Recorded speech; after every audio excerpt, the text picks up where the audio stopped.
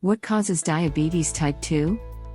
Type 2 diabetes is an impairment in the way the body regulates and uses sugar, glucose, as a fuel. This long-term, chronic, condition results in too much sugar circulating in the bloodstream. Eventually, high blood sugar levels can lead to disorders of the circulatory, nervous and immune systems. In type 2 diabetes, there are primarily two interrelated problems at work. Your pancreas does not produce enough insulin, a hormone that regulates the movement of sugar into your cells, and cells respond poorly to insulin and take in less sugar. Type 2 diabetes used to be known as adult-onset diabetes, but both type 1 and type 2 diabetes can begin during childhood and adulthood. Type 2 is more common in older adults, but the increase in the number of children with obesity has led to more cases of type 2 diabetes in younger people. There's no cure for type 2 diabetes, but losing weight, eating well and exercising can help you manage the disease. If diet and exercise aren't enough to manage your blood sugar, you may also need diabetes medications or insulin therapy. Symptoms. Signs and symptoms of type 2 diabetes often develop slowly. In fact, you can be living with type 2 diabetes for years and not know it. When signs and symptoms are present, they may include increased thirst, frequent urination, increased hunger, unintended weight loss, fatigue, blurred vision, slow healing sores, frequent infections, numbness or tingling in the hands or feet, areas of darkened skin, usually in the armpits and neck. Causes. Type 2 diabetes is primarily the result of two interrelated problems. Cells in muscle, fat and the liver become resistant to insulin. Because these cells don't interact in a normal way with insulin, they don't take in enough sugar. The pancreas is unable to produce enough insulin to manage blood sugar levels. Exactly why this happens is unknown, but being overweight and inactive are key contributing factors. How insulin works. Insulin is a hormone that comes from the gland situated behind and below the stomach, pancreas. Insulin regulates how the body uses sugar in the following ways. Sugar in the bloodstream triggers the pancreas to secrete insulin. Insulin circulates in the bloodstream, enabling sugar to enter your cells. The amount of sugar in your bloodstream drops. In response to this drop, the pancreas releases less insulin. The role of glucose. Glucose, a sugar, is a main source of energy for the cells that make up muscles and other tissues. The use and regulation of glucose includes the following. Glucose comes from two major sources, food and your liver. Glucose is absorbed into the bloodstream, where it enters cells with the help of insulin. Your liver stores and makes glucose. When your glucose levels are low, such as when you haven't eaten in a while, the liver breaks down stored glycogen into glucose to keep your glucose level within a normal range. In type 2 diabetes, this process doesn't work well. Instead of moving into your cells, sugar builds up in your bloodstream. As blood sugar levels increase, the insulin-producing beta cells in the pancreas release more insulin. Eventually these cells become impaired and can't make enough insulin to meet the body's demands.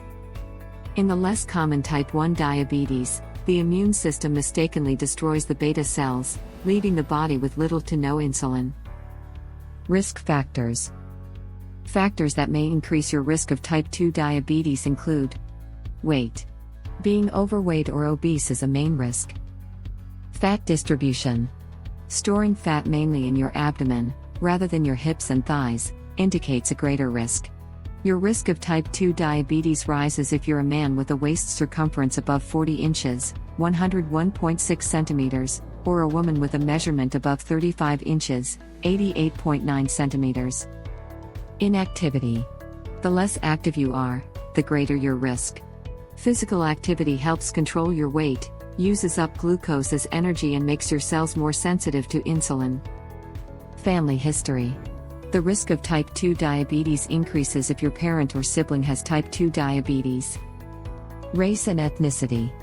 Although it's unclear why, people of certain races and ethnicities, including Black, Hispanic, Native American and Asian people, and Pacific Islanders, are more likely to develop type 2 diabetes than white people are.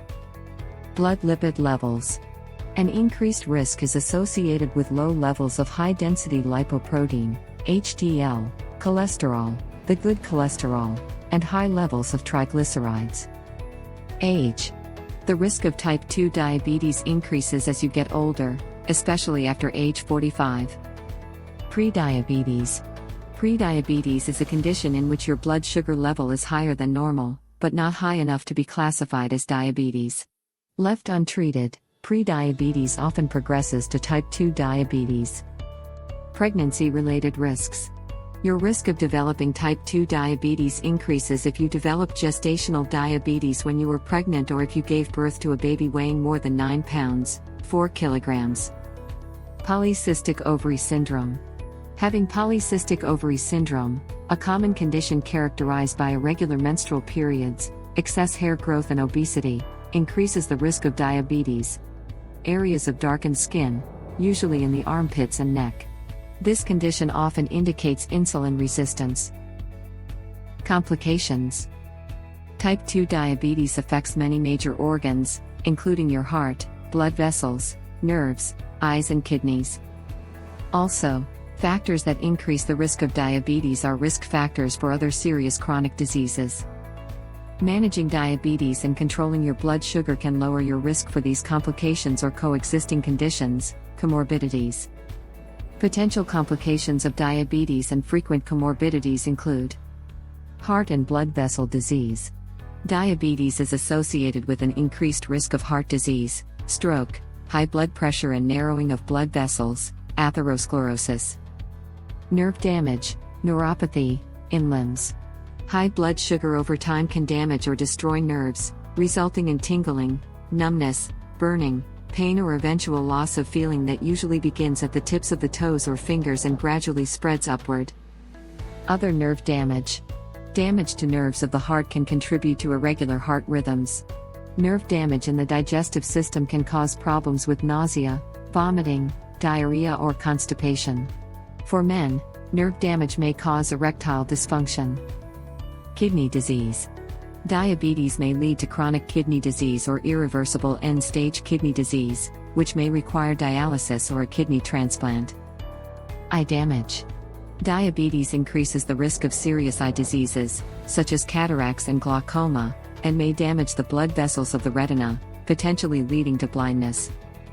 Skin conditions. Diabetes may leave you more susceptible to skin problems, including bacterial and fungal infections. Slow healing. Left untreated, cuts and blisters can become serious infections, which may heal poorly. Severe damage might require toe, foot or leg amputation. Hearing impairment. Hearing problems are more common in people with diabetes. Sleep apnea. Obstructive sleep apnea is common in people living with type 2 diabetes. Obesity may be the main contributing factor to both conditions. It's not clear whether treating sleep apnea improves blood sugar control. Dementia. Type 2 diabetes seems to increase the risk of Alzheimer's disease and other disorders that cause dementia. Poor control of blood sugar levels is linked to more rapid decline in memory and other thinking skills. If you missed our previous video on what is sleep paralysis and why does it happen, you can click here to find out more. Make sure to like, comment and subscribe. See you on the next video.